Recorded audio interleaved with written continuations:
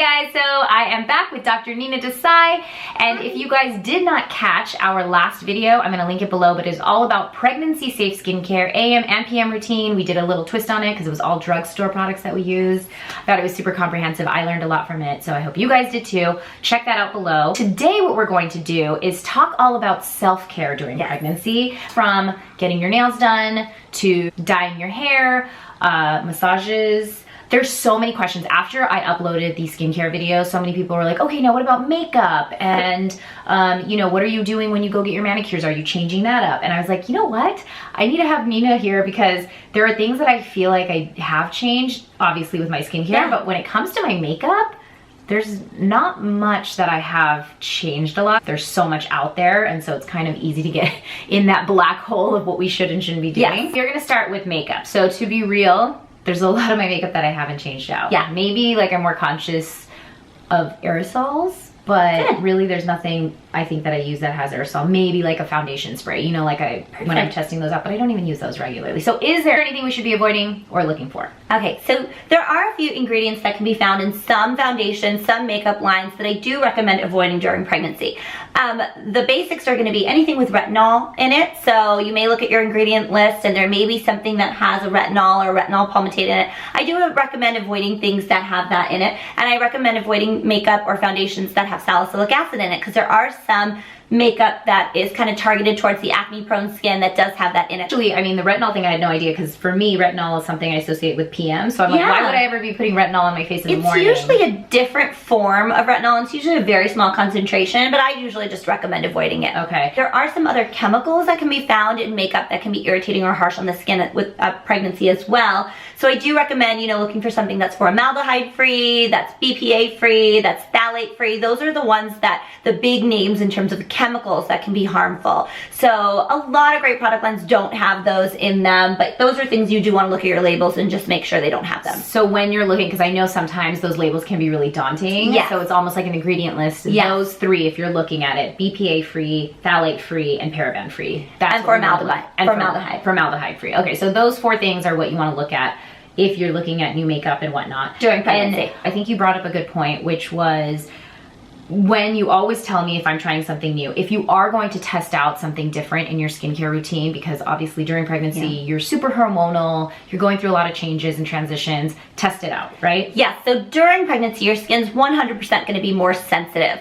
So you're gonna be more easily irritated, you may be more dry, or you may break out more easily from products. So I always recommend when there's something new that you can try it out or test it out on a small area for a couple of days before you, you know, kind of put it all over your face. Some of the more natural products, you know, can be safer to use in terms of the quantity of chemicals they have or whatnot, but you also want to make sure you're not irritated or sensitive to any of the ingredients that you choose. If you are sensitive to like fragrances or perfumes, like stay away from that in general. Yes, absolutely. I do recommend staying away from products that have too much fragrance in them. They just can be very drying, very irritating to the skin in pregnancy and not in pregnancy. So I think also the biggest thing when Nina and I were talking about this, because again I was getting so many messages on it, was I was like, okay, makeup, that's the biggest thing people want to know. And I loved your point in that there's so much research out there, and obviously there are alternatives to things we're already using, but you don't have to go and throw out everything that's already in your makeup bag. I think it's more that you have to be conscious of what is irritating you if you are sensitive to something, but also that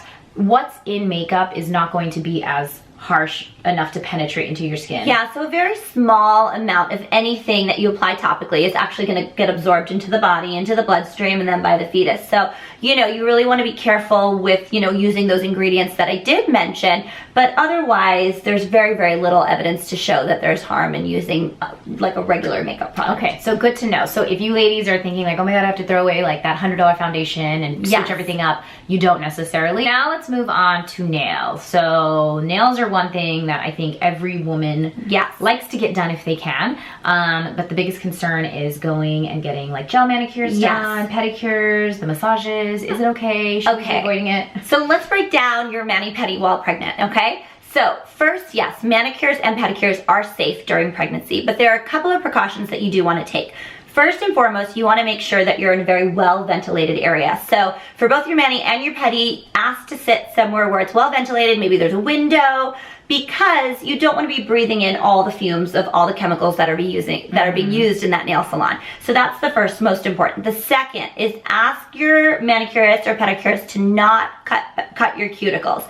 That is very important, because when you cut the cuticles, you open up the skin and you're much more prone to irritation and infection. And while you're pregnant and at any time, you really don't want to bring on that risk for increased infection. I did not know that. The third thing is going to be the type of nail polish that you choose to use. So there are nail polish brands that are safe to use during pregnancy, and they really do avoid the 3 top ingredients that are irritating or, you know, can be harmful. So the 3 ingredients that you do want to avoid are going to be formaldehyde, toluene, and DBP, or dibutyl phthalate. Okay. So most of those brands like SE and OPI, they don't have those in them anyway, so you're gonna be safe. And that usually comes with it says like 3 free or something like that. So it'll say like 3 free, and you'll know that that's safe to use. So those are the brands that I typically recommend using. In terms of a gel manicure versus a regular manicure, there's really no difference in the safety of the gel polish versus the regular polish.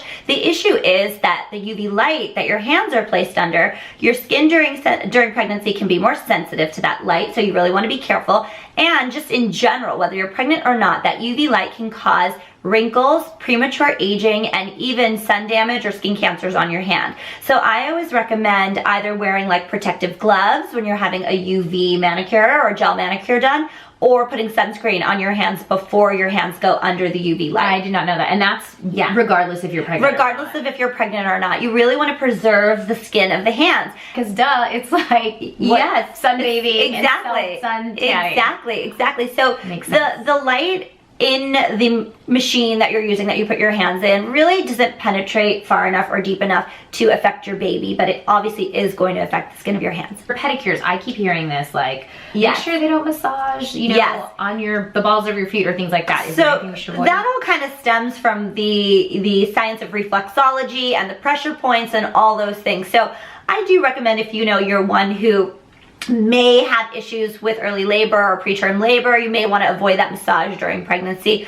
And if you're nervous about it, just avoid it altogether. Okay, so get like the nail polish change. Yes. Half of the self-care routine when you're getting your nails done. That's all to your comfort level. It really is all to your comfort level. And then obviously, if altogether going to the salon is not your cup of tea while pregnant, do it at home, right? There's so many of these things that you can do.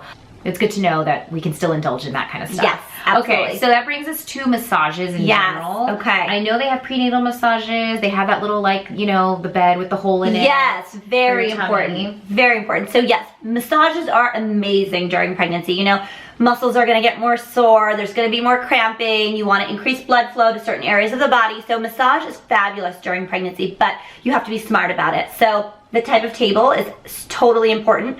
So you really want to go somewhere where they're, you know, familiar with prenatal massages, and they do have the table with the cutout for your belly, or you want to make sure you're lying on your side. Is there a certain time, like in your first trimester, should you be avoiding massages altogether, or is that just mainly because like 0 to 12 weeks is really kind of a sensitive, crucial You actually don't need to avoid massage during your first trimester. There's a couple of other things that we will talk about when we get to hair that you may want to avoid. But for massages, you don't need to avoid massaging in the first trimester. You can go for a massage at any point throughout your pregnancy. So now we are going to move to hair. That is a big thing for me because I do highlight my hair. And I don't go often. I'd say I go once every 3 to 4 months. So even then I would probably go twice throughout my pregnancy. Yeah. But even then I do get highlights. So that means that I'm using bleach. So I know there's all these clean alternatives now that are out on the market, but I do not dye my hair at home. But if you are getting it professionally done, is that okay? Yes.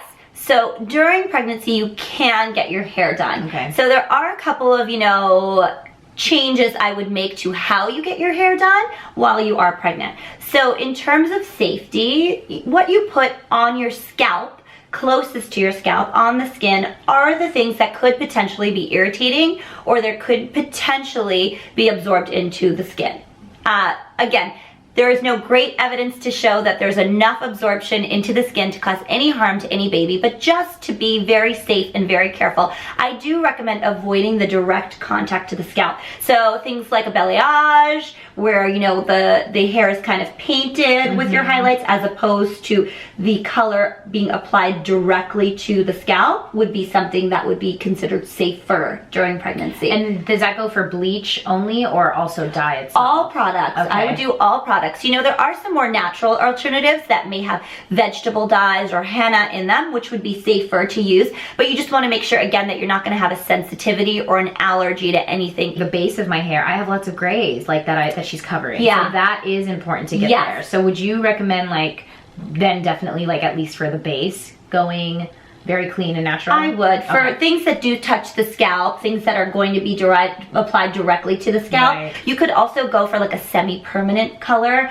that doesn't have bleach or ammonia in it, so that would be a safer alternative also. Okay, good to know. Also, I mean, I don't know how comfortable you guys might be with your stylist, but for me, like, I know she wouldn't mind if I actually brought like a box of, you know, clean dye. Absolutely. Because for me, the biggest thing is more, am I getting it evenly distributed? Absolutely. And it's just the tedious process of it. So it's like, I'll take that to her, and then, like you said, the balayage or like the color that I want for the highlight can be done in the technique that you're saying. Absolutely. So not close to the scalp. So that's really good information. There's one other thing that you can do to kind of be the safest when you're getting your hair done during pregnancy. Some salons will provide like this special cap where they can actually pull the hair through the cap. Yeah. So you're protecting your scalp from any of the chemicals that are being applied. So that's actually another good alternative or addition to, you know, something to use when you're getting your hair done during pregnancy. Yeah, I used to see those. I think they had some like at-home kits with that too, but I do see salons with that, especially for getting the highlights. Yeah. I'm a big fan of these, like these sprays. So they're just magic root cover-ups. Yeah. Ton of brands carry them. I love this one from L'Oreal.